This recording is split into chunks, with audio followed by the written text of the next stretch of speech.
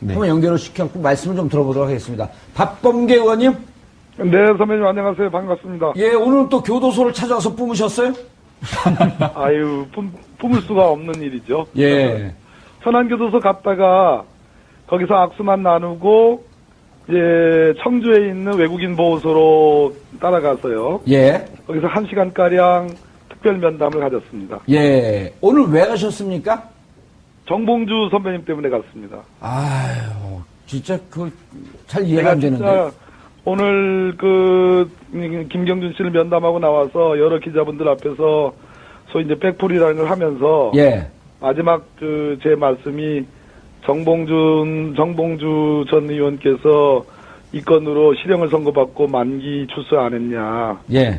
정말 가슴이 미어진다. 그런 얘기를 했고요. 예. 진실을 규명하기 위해서 정말 제가 궁금한 부분이 있었거든요. 그래서 그런 부분을 좀 들어보려고 만났습니다. 예, 무슨 궁금한 점을 여쭤보셨나요? 1시간가량 오로지 BBK 건과 관련해서 거의 다 얘기를 나눴기 때문에 많은 내용의 대화를 했습니다. 예. 제가 저희 방에 오시면 아시겠지만 제 방에 가면 5년 전에 칠판에다가 BBK 개요도를 그려놨습니다. 지금 잘 상세히 그려놨는데요. 예.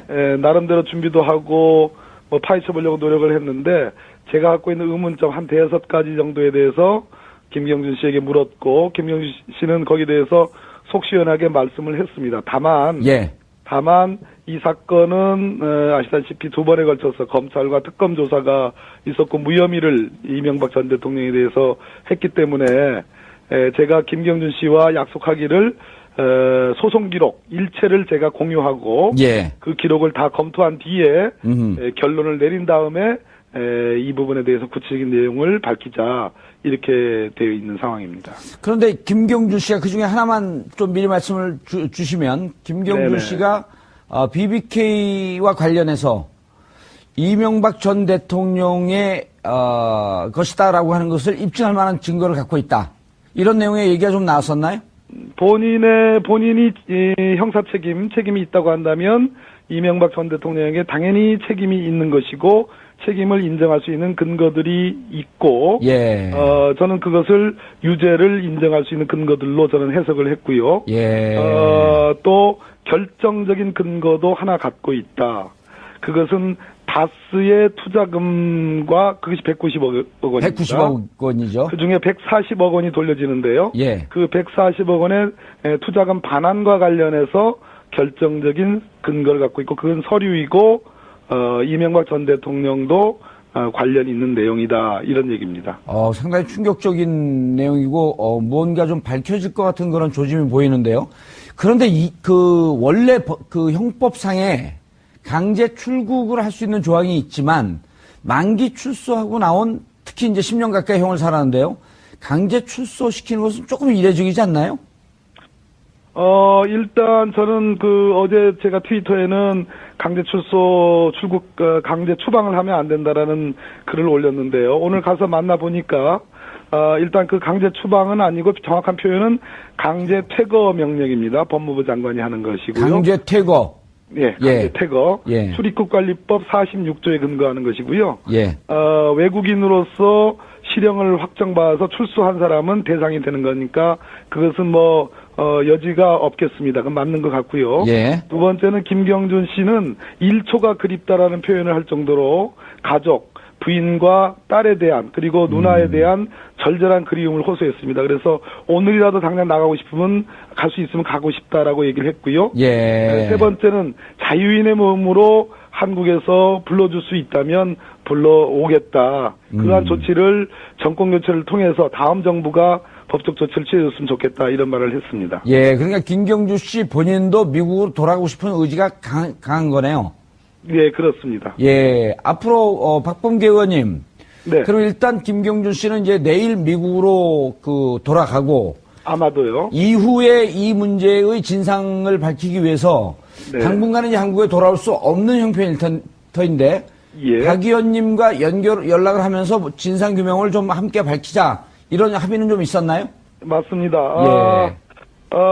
저하고 일단 김경준 씨가 소송을 제기했고 또는 형사적으로 방어를 하면서 했던 그 민형사 기록들이 다수 있습니다. 그런 부분을 예. 공유하기로 했고요. 예.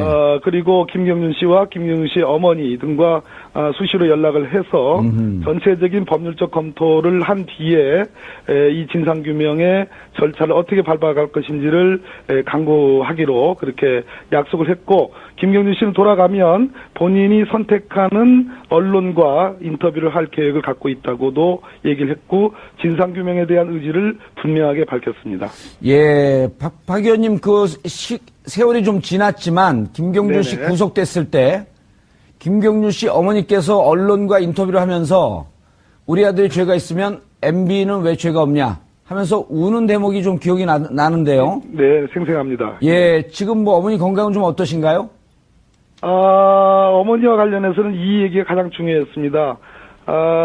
본인이 검찰 수사에서 진술을 바꿔서 협조할 수밖에 없었던 것은 자기 처와 예. 그리고 누나 에리카 김에 대해서 한 협박, 그리고 본인의 김경씨 본인의 형과 관련돼서 뭔가 회유가 있었다, 검찰에서. 예.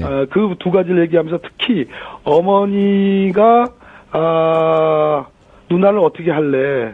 라는 그 대목, 누나는 살려야 되지 않겠느냐? 아하. 라고 하는 예. 그 대목에서 울었습니다. 예. 제 앞에서. 예.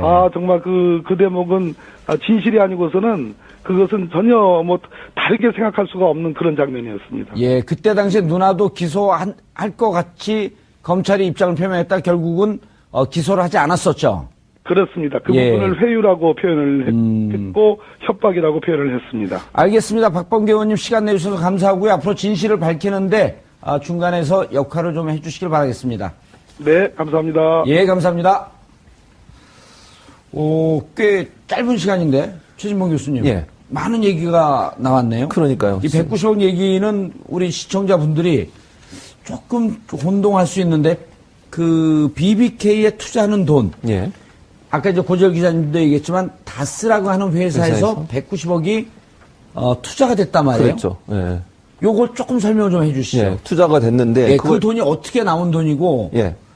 실제 이게 어떻게 나온 돈이냐면 예. 이것도 뭐 이제 또 뭐 공격을 할 수 있으니까 예. 설을 말씀을 드릴게요. 설을 말씀을 드리면 도곡동 땅을 판 돈. 예, 설. 썰이라고 해야지 좀 금방 탁 꽂히는데. 썰을 예. 말씀을 드리겠습니다. 그러니까 도곡동 땅을 판 돈, 그거를 30분 만에 사실 여기에 투자가 됐어요, 이 돈이. 그거 좀 이해가 안 되는 거잖아요. 그 도곡동 땅은 다스 소유의 땅이었었나요? 그렇죠. 다스가 투자했다면 도곡동 땅을 팔았는데 예. 이 도곡동 땅이 실제로는 이상은 씨 거였나요? 그때 그렇게 제가 알고 있는데 예. 맞나요, 고재열 기자님?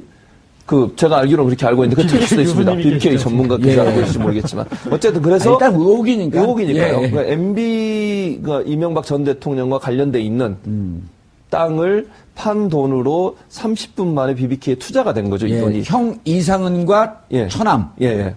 공동명의로 되어 있던 공동명의로 땅이죠. 돼 있는데. 예. 그러니까 사실은 좀 의혹이 생기는 거죠. 이 돈이 어떻게 갑자기 팔아서 30분 만에 이 돈이 BBK에 투자가 되고, 예. 거기서 또 지금 말씀하신 박범계 의원 얘기를 들어보면 그 중에 일부를 돌려준 거잖아요. 지금 이명박 예. 전 대통령한테. 그러니까 투자된 돈이니까 돌려준 거 아니겠습니까? 예. 그렇다고 하면 또 오늘 박범계 의원께서 아까는 말씀 안 하셨지만 인터뷰한 내용을 보면 실제 김경주 씨가 어떤 증언을 했냐고 언론에 보도가 되냐면 50대 50 정도로 소유를 하고 있었다라고 얘기하고 있어요. 그러니까 이명박 전 대통령 측과 본인이 50대 50 정도로 BBK를 소유하고 있었다. 공동 소유다.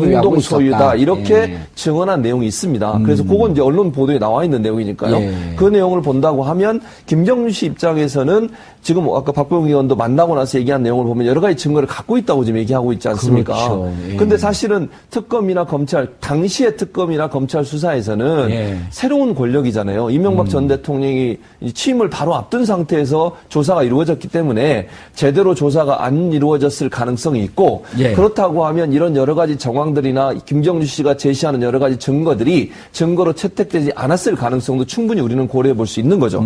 그래서 다시 조사를 해야 된다는 거예요. 예. 그때 당시에 조사가 제대로 안 된 부분을 만약에 새로운 정부가 들어서면 아하. 어떤 형태로든 김경준 씨를 다시 입국을 시켜서 그분의 증언도 듣고 그분이 제시하는 증거가 정말 신빙성이 있는지 없는지를 다시 조사할 필요가 있어요. 새로운 권력 앞에 검찰이 무능한 모습을 보여줬을 가능성을 우리가 전혀 배제할 수 없는 상황 아니겠습니까? 예. 곧 취임할 대통령을 단죄한다는 것이 검찰로서는 부담이 됐을 것이고 또 그 당시에 김경준 씨나 아니면 어머니 아까 우는 모습도 말씀하셨는데 예. 이런 여러 가지 상황들을 봤을 때는 그 당시에 특검이나 검찰의 조사가 정말 우리가 속 시원하게 사실을 그대로 밝혀내는 데는 한계가 있었다. 예. 이렇게 볼 가능성이 높다고 볼 수 있죠. 김 변호사님, 예. 단적으로 제가 왜 그때 검찰의 수사와 특검의 수사가 이상한지라는 걸 좀 설명을 드리고 싶은데요. 그게 핵심 포인트. 네, 왜 그러냐면요. 그것도 의혹이죠? 네, 의혹인데요. 예, 근데 참 밝히고 이상합니다. 얘기해요, 예. 그러니까 아주 비근한 예를 들면요. 예. 예컨대 뇌물죄와 관련해서 일체의 어떤 증거가 없어도 뇌물을 줬다라고 하는 그 사람의 진술이 있으면 사실은 그것만으로도 검찰이 수사를 해서 기소를 하는 경우가 있습니다. 그렇죠. 그런데 지금 김경준 씨 사건 같은 경우에는 BBK와 관련해서 이명박 전 대통령이 BBK를 실제 공동 소유했다라고 진술을 한 겁니다. 그러니까 사실은 어떻게 보면 김경준 씨가. 예, 그렇죠. 예. 김경준 씨의 진술만으로도 그것이 굉장히 유력한 증거가 될 수 있는 거죠. 그리고 그 진술뿐만 아니라 여러 가지 정황들이 나온 겁니다. BBK가 처음에 설립됐을 때 자본금이 5천만 원이었는데 투자금을 30억을 투자를 받습니다. 그리고 그 이외에 굉장히 빠른 시일 내에 한 600억 원 정도를 투자를 받는데요. 이게 또 재미난 것이 전부 다 투자를 한 뭐 삼성생명이라든지 여러 가지 회사라든지 이런 것들의 대표이사나 사장들이 전부 다 고려대학교 동문입니다. 고려대학교 동문 생각하면 딱 떠오르시는 분 있으시죠? 이제 와요. 예, 바로 이명박 전 대통령이 이명박 전 대통령이다. 이명박 전 대통령인 겁니다. 예, 그러니까 이재화만 생각이 나, 이재화 변호사만 생각이 나갖고. 이명박 대통령 고대 출신인 겁니다. 왜냐면 우리 청취자분들이요. 고대 동문에 대해서 받지 않기 때문에 잘 몰라요. 예, 물론 이것만으로는 의혹이 아닐 수 있다라고 이야기를 할 수가 있는데 BBK의 심택이라는 회사가 투자를 하고 투자금 30억을 돌려받지 못합니다. 그 과정에서 그 심택이라는 회사가 돌려받기 위해서 김경준 씨에게 고소를 하고 가압류를 하는데요.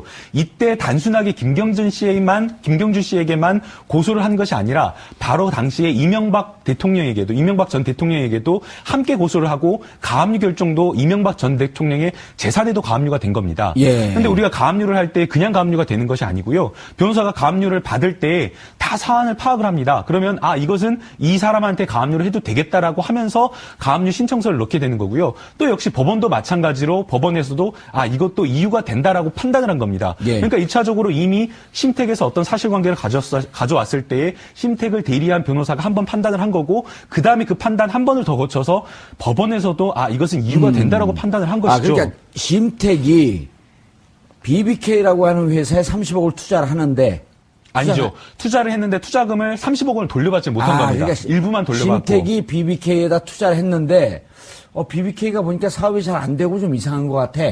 그래서 그럼 BBK에다가 돈을 돌려주십시오.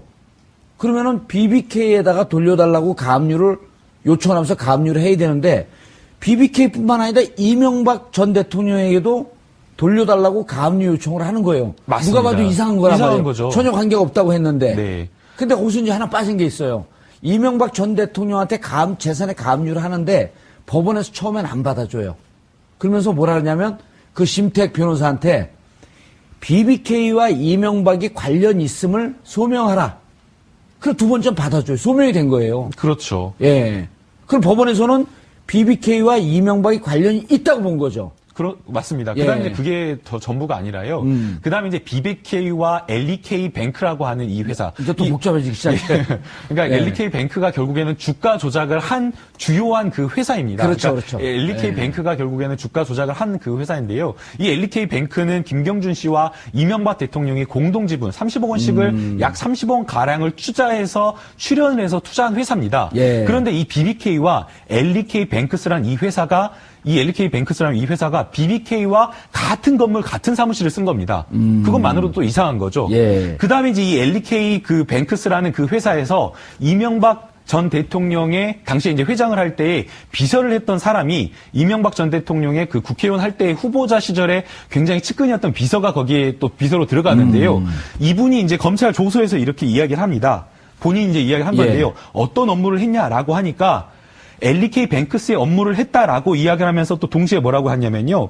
BBK와 관련된 투자 업무와 관련된 서면 작성도 함께 했다라고 이야기를 하는 겁니다. 그럼 LKE와 BBK는 같은 회사였었다 이렇게 증언한 거네요? 같은 회사였다라는 증언은 아니지만요. 적어도 이 회사가 예. 약간 좀 섞여 있었다 업무가 야. 라는 이런 이야기를 지금 한 것이죠. 지금 우리 국민들, 촛불 든 국민들에게 보면은 이명박과 김경준은 공동 지갑 아니었었냐? 라는 이런 의혹을 가질 수 있는. 그렇죠. 예. 그러니까 가장 이제 이 사건을 이렇게 간단하게 이해하는 그림은 그렇습니다. 뭐냐면 지금 최순실 국정농단 사건 때 박근혜 전 대통령의 논리가 예. 다 엮은 거고 나는 전혀 몰랐던 일이다. 최순실은 잘못한 일이 있을지언정 나는 몰랐던. 나하고 무관한 거다. 난 그렇죠. 내 주머니에 돈 한 푼 들어온 거 있냐? 정확하게 그 논리로 그때 이명박 전 대통령은 본인과 BBK를 분리했던 것이고. 그렇게 설명했죠. 그렇죠. 그것을 다 받아들여가지고 됐는데, 이제, 이 이명박 전 대통령의 설명을 들어보면은 나중에, 그러니까 자기가 이 김경준과 무관하다는 것을 설명해야 되잖아요. 예. 근데 그 논리를 따라가 보면 어떻게 되냐면 나는 세상의 천하의 바보입니다가 돼요. 김경준한테 속았다. 그렇죠. 근데 어떤 식으로 속았다가 되냐면 이를테면은 BBK 설립은 1999년 4월이에요. 예. 그런데 그 설립 때는 자기가 김경준을 몰라야 돼. LK 이뱅크만 알아야 되니까 LK 이뱅크가 2000년 2월 18일에 설립된 회사인데 김경준에 대해서 본인은 그래서 2000년 1월에 알았다고 그래요. 그런데 그 이후에 설립하고 난 이후에. 그러니까 예. LK이뱅크 설립 한 달 전쯤이죠. 그때 알았다고 그러는. 그러니까 뭐냐면 한 달 만에 같이 설립해가지고 30억 원을 낸 회사를 같이 했다는 그 얘기가 되는 거잖아요. 예. 이를테면. 예. 그리고 진짜 바보 맞네. 그렇죠. 그러니까 그때만 바보가 아니라 그리고 그 뒤에 보면은 이제 이 주가 조작을 통해서 나스, 심택 그리고 심지어 동창인 하나은행 김승유 예. 행장까지도 5억 이렇게 손해를 보지 그렇죠. 않습니까? 예. 그런데 자기 주변이 초토화되는 동안에 자기는 또 몰랐던 일이라고 그러고요. 예. 예. 그리고 그 다음에 이런 이제 문제가 되는 회사들이 뒤에 청산되는데 그 청산 과정까지도 김경준 씨한테 맡겨요. 그리고 나중에 이것에 대해서 김경준 씨한테 나도 속았다. 소송을 제기하는데 그게 2004년이에요. 다른 사람들은 이미 다 2002년 그때 이미 다 문제가 됐는데 돈을 다 뺐고. 네, 그러니까 이제 그 소송에 대해서는 사실 이제 다 알리바이용 소송이라고만 얘기를 하는데 뭐 어쨌든 이제 이런 일련의 과정으로 정말 지금의 사건 최순실 박근혜 사건과 너무 유사하네. 그렇죠. 세월이 지나서 보니까. 예. 10년 전에는 무죄였고 지금은 유죄가 돼서 탄핵까지 된 그때는 사건. 그때는 맞고 지금은 틀리다가 아까 되는 이제 거죠. 고지일 기자님께서 이명박 아니, 곧 넘어가기 전에 예. LKE라고 하는 회사를 이명박과 김경준이 같이 그 회사를 만들었다 그랬잖아요. 예, 공동 출자를 했다. 예, 공동 출자인데 L은 이명박의 L입니다. D, 네. K는 김경준의 K, E는 에리카의 에리카 E에. 예. 예. 이렇게 되면 같은 회사죠, 이게. 아니 좀 뒤에 예, 아까- 명함 보세요. 명함. 이명박 회장 대표이사하고 BBK 투자자문회사, LK 이뱅크 증권 주식회사. 아, 저 그러네. 명함을 저게 증거로 그때 나왔었거든요. 저 친구가 제출한 거죠, 이명박 네. 대통령 친구가. 그랬었죠. 근데 저것도 부인했잖아요. 그리고 뭐라고 부인했어요? 저거는 진짜? 그냥 뭐 자기 속아서 했다 그랬죠. 그러니까 아까 지금 말씀하신 바보다. 김경준, 네, 그렇죠. 김경준한테 속아서 자기는 이름만 대줬다 이렇게 얘기했지 저건 상관없다고 얘기하고요. 또 한 가지 광운대학교 강연 아시잖아요. 예. 비디오. 거기서도 보면 본인이 2000년도에 와서 BBK라는 투자 자문회사를 설립했다고 발언하고 있고요. 거기서. 예, 그러니까 나경원 의원이 그러잖아요. 예. 주어가 빠졌다. 그렇죠. 근데 얘기한 사람이 자기 아니겠습니까? 그걸 뭐 본인이 그렇게 얘기하는데 얘기하면서